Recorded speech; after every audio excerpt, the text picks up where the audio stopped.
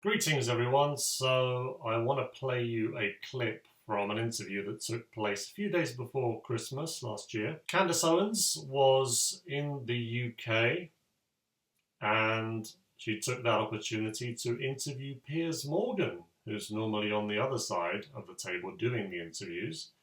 She invited him, I think, to her and her husband's place. The interview looked like it took place in a house. And to be honest, the camera setup was a little bit weird. I don't know if she just set the cameras up herself because she didn't have her crew with her. It just looked a bit odd. And I know what you might be thinking. You're one to talk. Look at you. You just have a boring non-background. And you'd be right. I am not really one to talk. But I just noticed that, obviously, unlike when she has her show, where it's clearly done very professionally and you have a background nicely set up and the camera and everything. Here it was a little bit more makeshift. Candace Owens is one of those people who, if she wasn't on the right side of the culture war, I would find her very annoying. Maybe other people feel that way as well, the way she says things. If she was saying things I completely disagreed with, I would find her annoying, not just because I disagree with what she's saying, but because of the way she says it. I kind of feel that way about Peter Hitchens, brother of the late Christopher Hitchens. When I first saw him on television, and this was many years ago when I was a lot younger, I thought to myself, what a pompous individual. And then as I listened to him for a few minutes, speaking on different topics, I realised, oh, actually, I agree with a lot of what he's saying here. But if I didn't, I would really not like him. That's kind of how I feel about Candace Owens. But, you know, she is on the right side of the fence. She was at the Daily Wire a while ago. Those of you who follow that kind of stuff would know that. Then she left. It was a bit of a mess, really. She left, and officially the Daily Wire didn't want to give the reason for why she left, but actually Andrew Claven, who's one of the hosts on the Daily Wire, did comment on the reason she left, pretty much, not realising that no one else there was commenting on it. It was silly. I haven't taken a side. Like, I'm not Team Daily Wire and I'm not Team Candace, and to be honest, I don't really watch either of them a whole lot. I feel like Candace Owens' program is primarily aimed at the female audience. One thing both sides have in common is that they make millions and millions of dollars from what they do.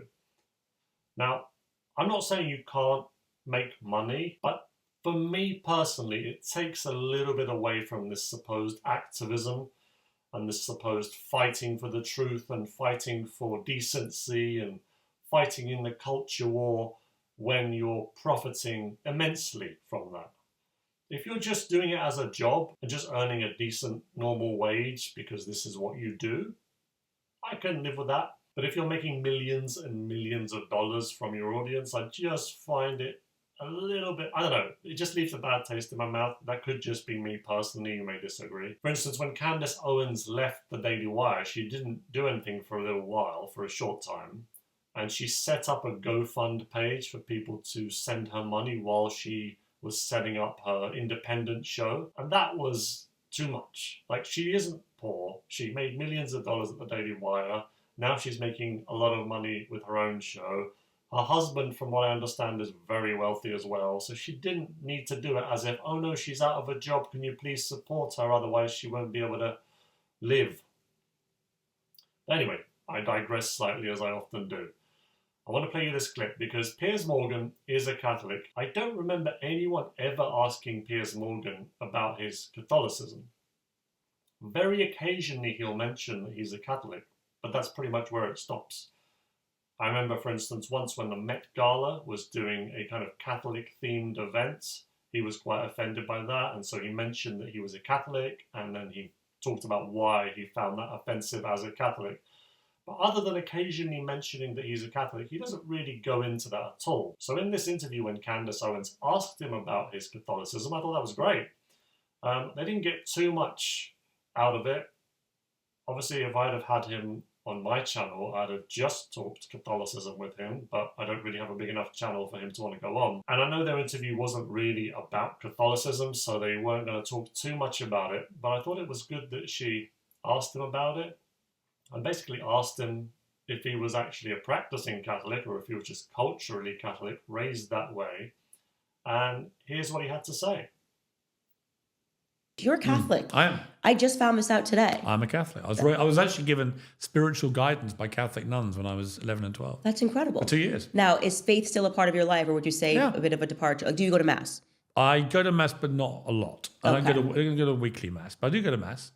And my mother's still a very staunch Catholic, raised us all as Catholics. I believe in God. I believe in Catholicism, what it stands for. We all do in my family. We're a big Catholic family.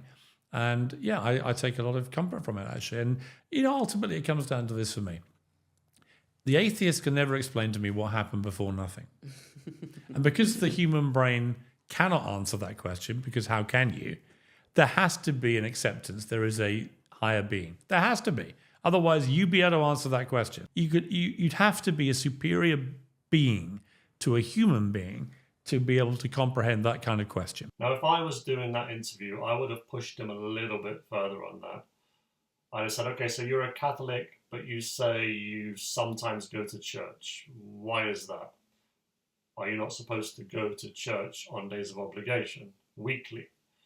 I'd have also pushed him on some of the other views that he has. We know that he is very much pro-choice. We know that he is pro-gay marriage.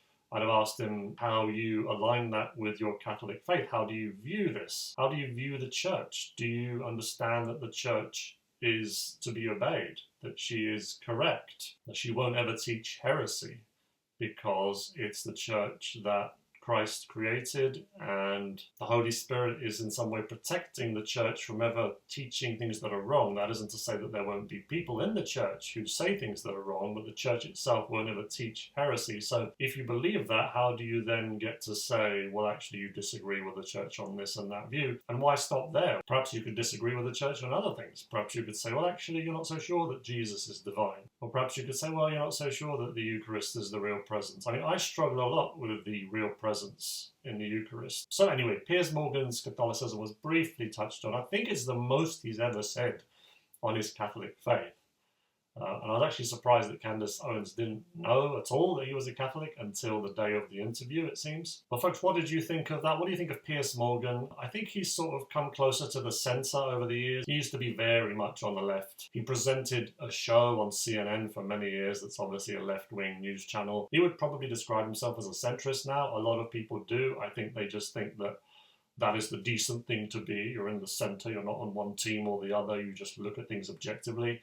I'd still say he's more left-leaning, but perhaps not as much as he was. And it seems that actually people on the left dislike him a lot more now than people on the right. So anyway, as I said, leave your comments, please, as usual. And thanks for watching the video. Folks, a little post-video comment with a working mic this time. I'm sorry, I forgot to turn the mic on for the actual video and I could not be bothered to record it again. This is just to say that a little promise is going to be made to you by me. If I reach 10,000 subscribers on this channel, it might be quite a while before that happens. I promise to do something about the background here. Just do a complete rejig, maybe have a neon sign up on the wall that says Catholic Talk and just make it look a little bit more exciting, because I know some people have commented that it isn't the most exciting background. I have tried to put a little statue of Mary there. But other than that, it's pretty plain and you see a wooden door. And sometimes I have videos where it's just white in the background. It's just the wall. So that is a promise from me to you, viewer. And that's it from me. Have yourselves a blessed day.